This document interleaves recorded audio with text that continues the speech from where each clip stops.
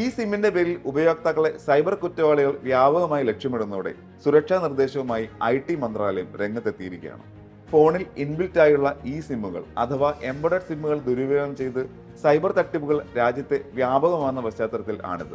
Mobile സേവന ദാതാവെന്ന വ്യാജേന ഈ സിം ആക്ടിവേഷൻ ലിങ്ക് അയച്ച് മൊബൈൽ ഹാക്ക് ചെയ്ത് OTP കൈക്കലാക്കി ലക്ഷങ്ങൾ തട്ടിയെടുക്കുന്ന വാർത്തകൾ പതിവാകുന്നതോടെ ഇന്ത്യൻ സൈബർ ക്രൈം കോർഡിനേഷൻ സെന്ററും മുന്നറിയിപ്പുമായി രംഗത്തെത്തിയിട്ടുണ്ട്. ഒരു സാധാരണ സിമ്മിൽ ഉൾക്കൊള്ളിച്ചിരിക്കുന്ന സാങ്കേതിക വിദ്യ ഫോൺ നിർമ്മാതാവ് തന്നെ പിടിപ്പിച്ചു വിടുന്ന രീതിയാണ് ഈ സിം എന്ന് വിളിക്കുന്നത്. സിം കാർഡിലെ ചിപ്പ് ഫോണിന്റെയും വാച്ചിന്റെയും അകത്ത് തന്നെ പിടിപ്പിക്കുന്നു.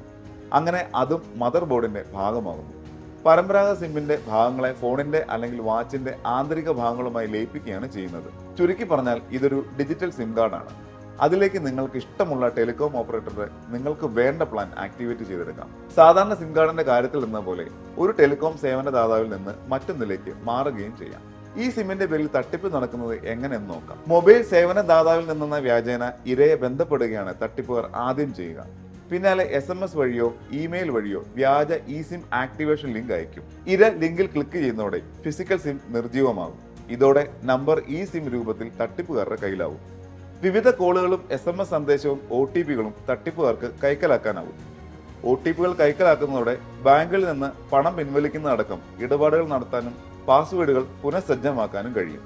നമ്പർ അപഹരിക്കപ്പെട്ടാൽ UPI ATM സേവനങ്ങൾ പ്രവർത്തനരഹിതമാക്കിയ ഉപയോക്താക്കൾ പോലും സുരക്ഷിതരല്ലെന്ന് സാങ്കേതിക വിദഗ്ധർ മുന്നറിയിപ്പ് നൽകുന്നുണ്ട്. ഈ സിമ്മിനേക്കാൾ മികച്ചതാണോ ഫിസിക്കൽ സിം എന്ന ചർച്ച തുടങ്ങിയിട്ട് ഏറെക്കാലമായി.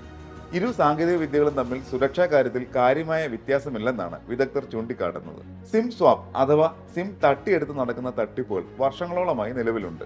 എന്നാൽ മാറ്റി സ്ഥാപിക്കാൻ എളുപ്പമായതുകൊണ്ട് തന്നെ ഈ സിം തട്ടിയെടുക്കാൻ സൈബർ കുറ്റവാളികൾക്ക് എളുപ്പമാണ്. ഡ്യൂപ്ലിക്കേറ്റ് ലഭിക്കാൻ സേവനദാതാവിന്റെ സ്റ്റോറിൽ നേരിട്ട് ഹാജരാകണമെന്നുള്ളതുകൊണ്ട് തന്നെ ഫിസിക്കൽ സിമ്മുകൾ കൂടുതൽ സുരക്ഷിതമാണെന്നും അഭിപ്രായമുണ്ട്.